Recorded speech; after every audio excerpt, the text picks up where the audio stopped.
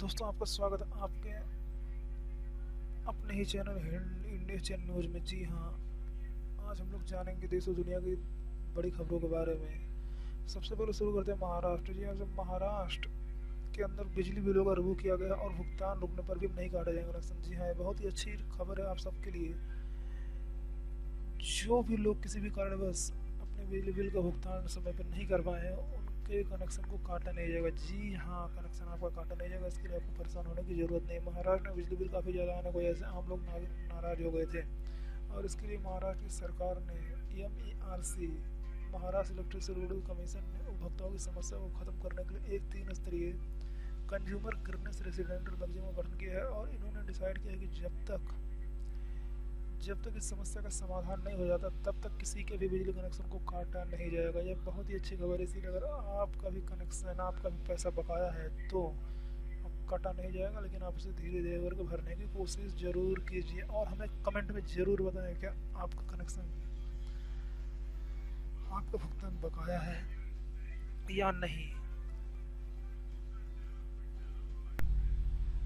तो हाँ दोस्तों, आज को दूसरी खबर निकलेगा। महाराष्ट्र शहरी 24 घंटे के अंदर 6500 से भी ज़्यादा कोरोना पॉजिटिव मरीज और 151 लोगों की मौत हुई। जी हाँ, आपने सही सुना, 24 घंटे में 6000 से भी ज़्यादा कोरोना पॉजिटिव मरीज मिले हैं महाराष्ट्र में, पूरे महाराष्ट्र के अंदर। जी हाँ, जैसा कि आप सब जान रहे हैं, कोरोना वायरस की वजह से पूरे भारत के अंदर महाराष्ट्र आज हॉटस्पॉट बना है। और महाराष्ट्र में 24 घंटे में 6555 केस सामने आ चुके हैं, और इस बीमारी से 8222 लोगों की मौत भी हो चुकी है।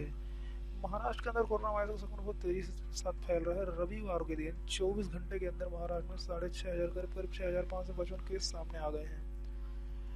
और पिछले 24 घंटे के अंदर 151 लोगों ने अपनी जान भी गंवा दी है। इस तरह से महाराष्ट्र में अब तक इस बीमारी से 8222 लोगों की मौत हो चुकी है। और अगर कुल केस की बात की जाए तो अभी तक महाराष्ट्र के अंदर 2,06,651 कोरोना के मामले सामने आ गए हैं। महाराष्ट्र के अंदर अगर मामलों की संख्या में तेजी भी देखी जा रही है, तो ठीक होने वालों की तादाद भी अच्छी है। और यह खबर सबके लिए बहुत ही अच्छी खबर है। इस बीमारी से ठीक हुए लोगों की बिल्कुल संख्या 1,11,740 तक पहुंच गई है। इसीलिए दोस्तों, अगर आप महाराष्ट्र से हैं या भारत के किसी भी कोने से हैं, तो अपने सुरक्षा का ध्यान रखें और 2 गज की दूरी बनाए रखें, जैसा कि हमारे प्रधानमंत्री नरेंद्र मोदी जी ने कहा है। क्योंकि इस बीमारी का अभी तक कोई भी टीका या कोई भी इलाज अभी तक उपलब्ध नहीं है। इसका एकमात्र उपाय है जिससे आप बच सकते हो, वह है 2 गज की दूरी।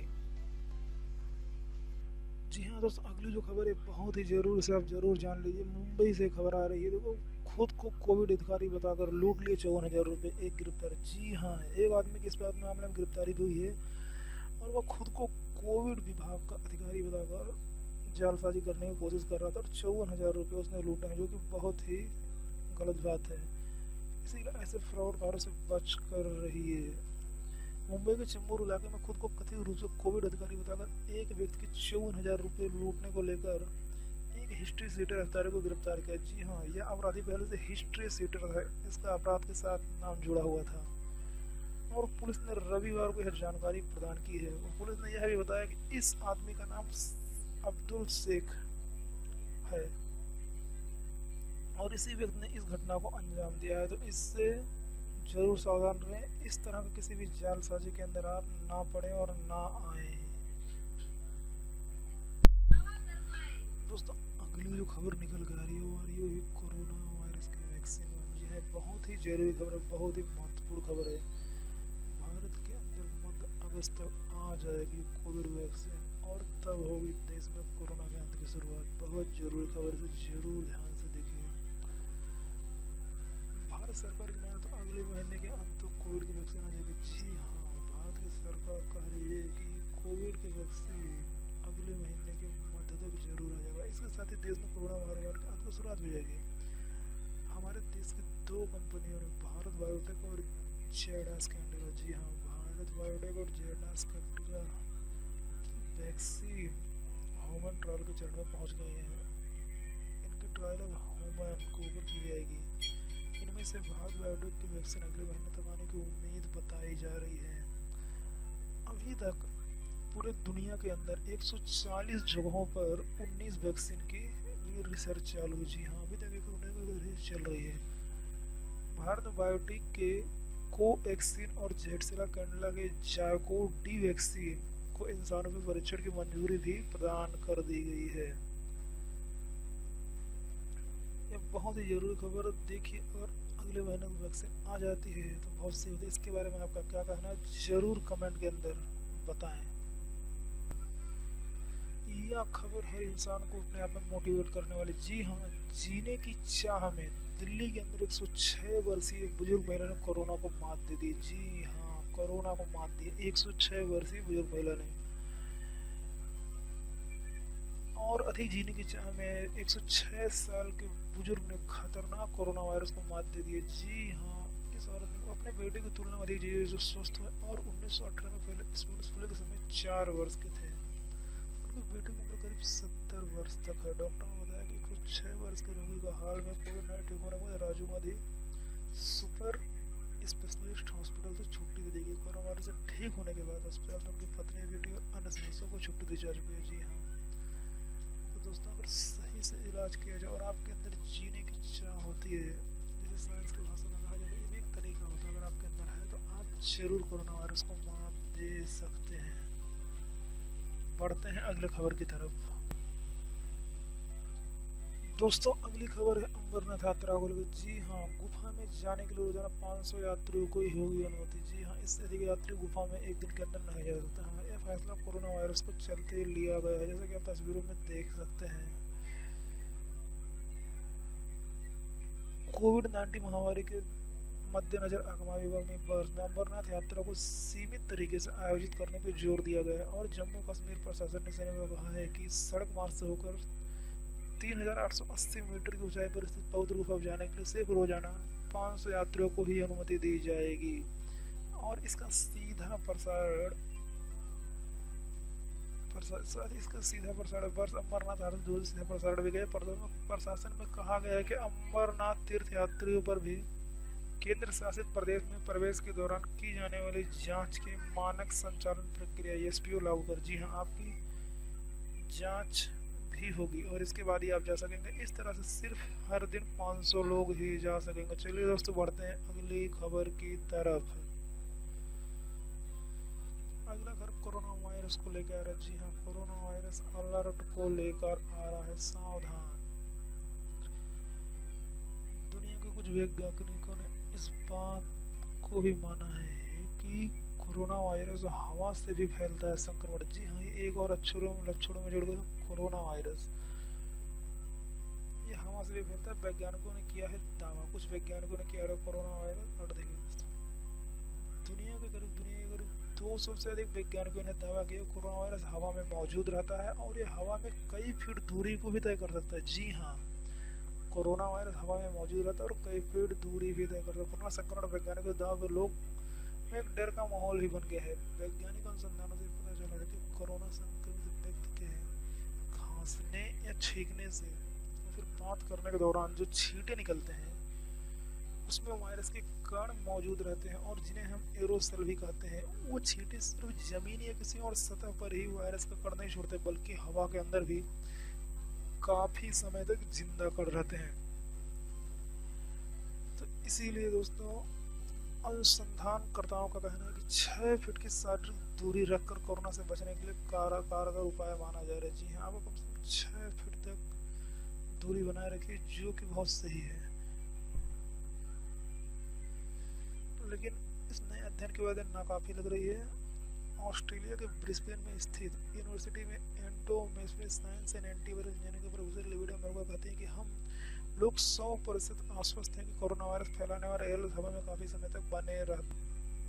अभी तक दुनिया के लगभग 200 अनुसंधानकर्ताओं और वैज्ञानिकों ने विश्व संगठन संस्थान को गाइडलाइन को चैलेंज कर दिया है और उन्होंने कहा है कि कोरोना वायरस हवा में काफी समय तक न सिर्फ जिंदा रहता है बल्कि 6 फीट से अधिक दूरी भी तय कर सकता है।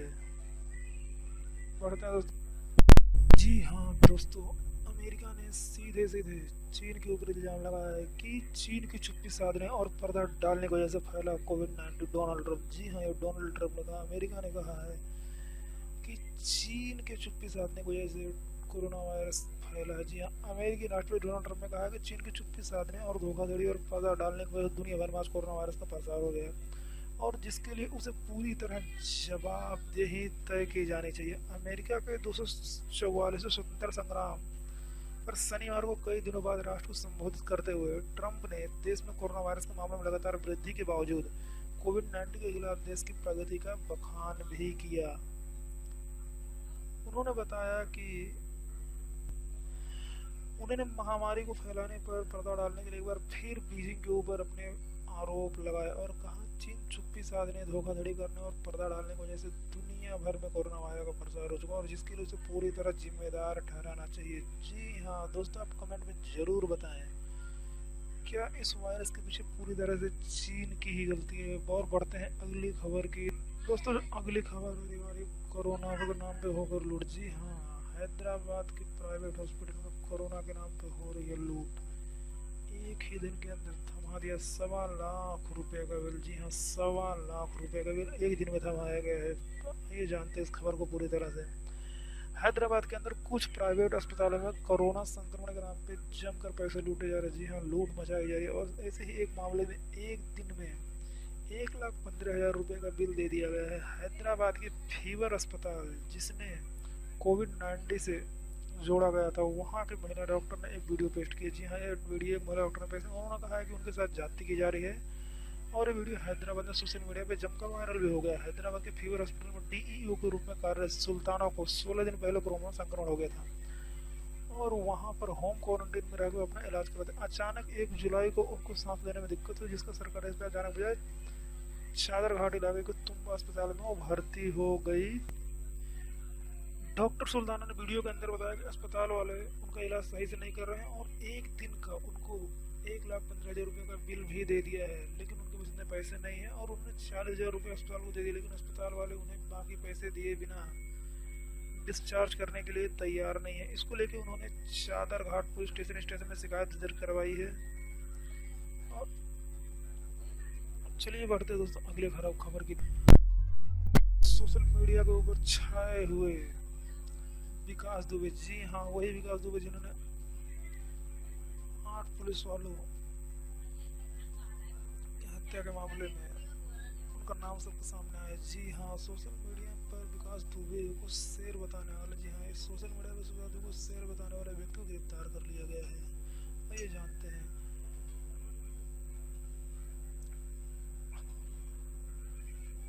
कानपुर मुठभेड़ के आरोपी विकास दुबे को सोशल मीडिया पर शेर बताने वाले एक आरोपी को गिरफ्तार किया है। जी हाँ, ये आरोपी ने विकास दुबे को सोशल मीडिया के ऊपर शेर बता रहे थे।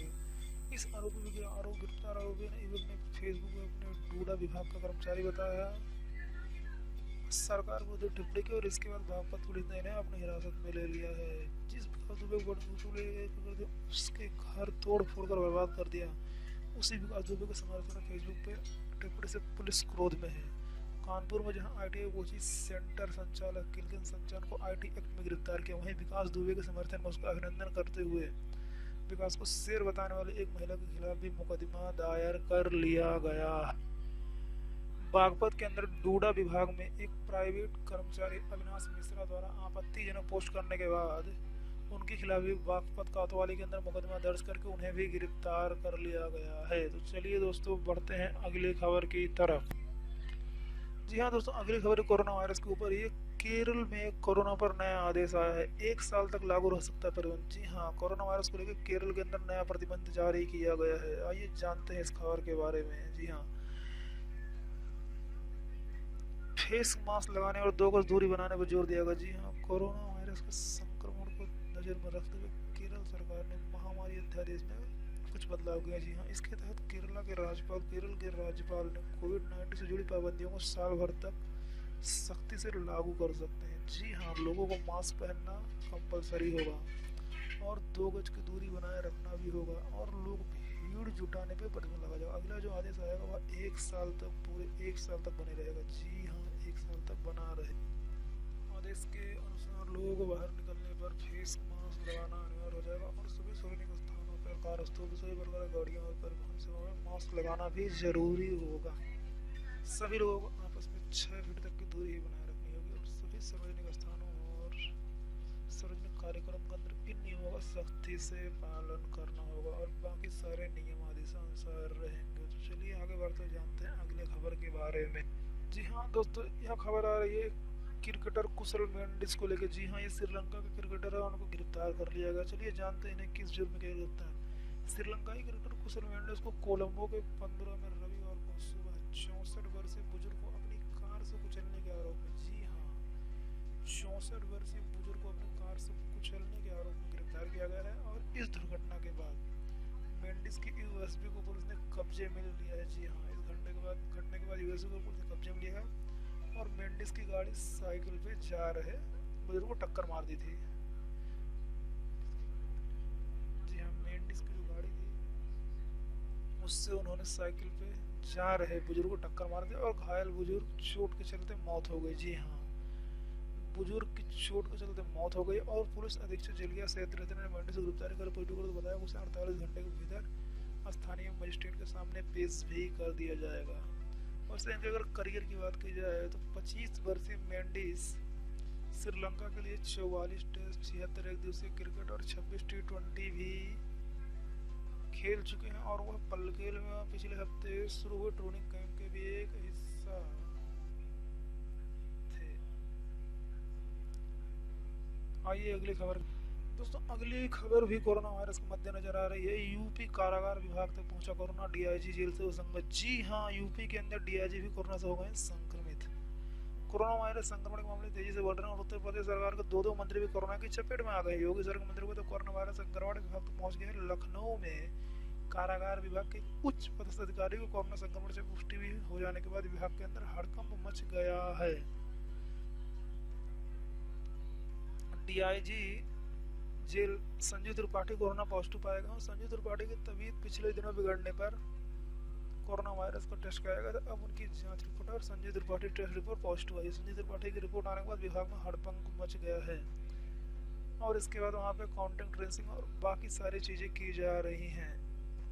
इसीलिए दोस्तों आप सभी लोग अपने कम से कम घरों से बाहर निकलिए और अपने आप को सेफ रखने की कोशिश कीजिए।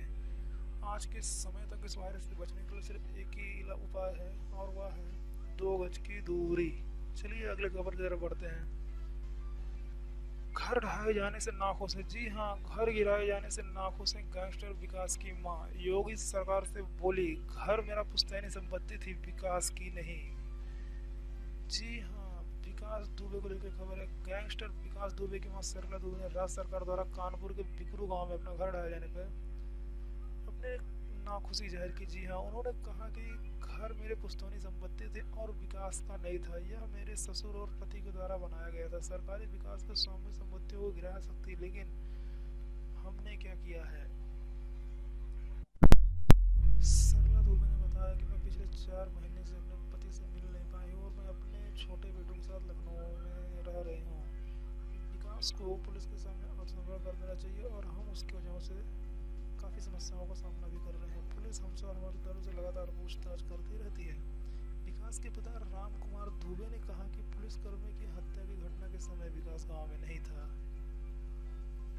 जी हाँ, विकास के पिता राम कुमार दुबे ने बताया कि पुलिसकर्मियों की हत्या की घटना के समय पर विकास दुबे गांव में नहीं था और इसी बीच कानपुर के आईजी मोहित अग्रवाल ने कहा कि पुलिस गैंगस्टर एक्ट के तहत विकास के बैंक खाते और पैसे और अवैध संपत्ति को जब्त की जाएगी। आप लोग दोस्तों अपनी राय कमेंट में जरूर बताएं इसके बारे में। क्या उनकी संपत्ति को जब्त करना